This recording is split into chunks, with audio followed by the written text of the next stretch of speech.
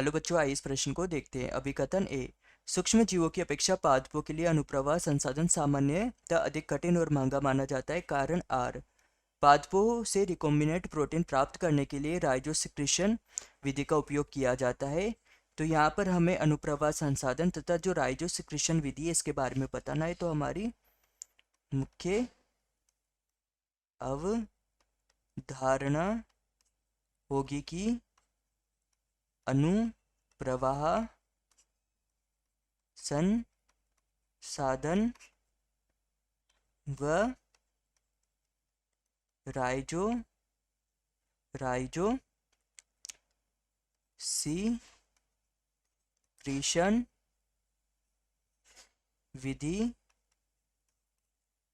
क्या होती है। तो जो अनुप्रवाह संसाधन होते हैं, इन अनुप्रवाह संसाधन में जब संवर्धन किया जाता है तो संवर्धन के लिए जो संवर्धन में जो वांछित उत्पाद होते हैं उनका निष्कर्षण किया जाता है जैसा इनके निष्कर्षण के बाद इनका परिरक्षण किया जाता है तथा परिरक्षण के बाद इनको संरूपित कर दिया जाता है। इसमें जो यह अनुप्रवाह संसाधन होते हैं इनका उपयोग पादपों में अधिक कठिन तथा महंगा होता है, क्योंकि जो पादप होते इनका जो कुल जैवभार यह अधिक होता है। इनका जैवभार अधिक होने के कारण जो रिकॉम्बिनेंट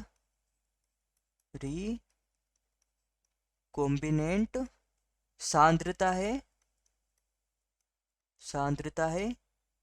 यह कम हो जाती है।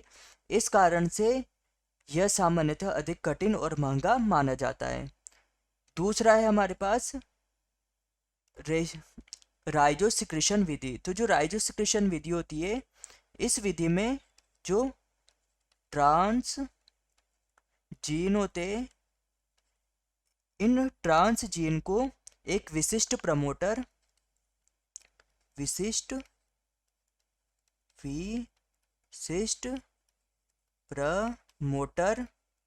द्वारा संचालित किया जाता है। इसके अलावा रूट में जो आर प्रोटीन उपस्थित होता है, उसको भी यह सुनिश्चित करता है तथा इसको सुनिश्चित करने के लिए इसमें एक सिग्नल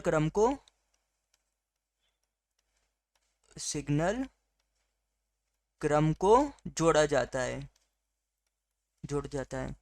इस कारण से हमें हमारा जो रिकॉम्बिनेंट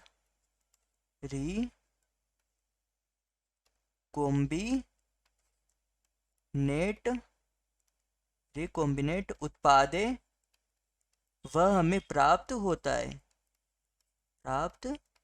होता है। तो यहाँ पर ए हमारे पास अभिकथन ए है कि सूक्ष्म जीवों की अपेक्षा पादपों के लिए अनुप्रवाह संसाधन सामान्यतः अधिक कठिन और महंगा माना जाता है। तो यह हो गया सत्य। कारण आर है हमारे पास, पादपों से रिकॉम्बिनेंट प्रोटीन प्राप्त करने के लिए राइजोसिक्रिशन विधि का उपयोग किया जाता है। तो यह भी हो गया सत्य। किंतु जो हमारा कारण आर है यह हमारे अभिकथन ए की सही से व्याख्या नहीं करता है। तो हमारा उत्तर होगा उत्तर ब कि ए और आर दोनों सत्य है, लेकिन आर ए की सही से व्याख्या नहीं है। तो यहाँ पर हमारा प्रमुख सिद्धांत होगा कि जो पादप होते हैं, इन पादपों का जो जैव भार होता है, पादपों के कुल जैव भार अधिक होने के कारण होने के कारण जो अनुप्रवाह संसाधन होते हैं वह सामान्यतः कठिन व महंगा माना जाता है।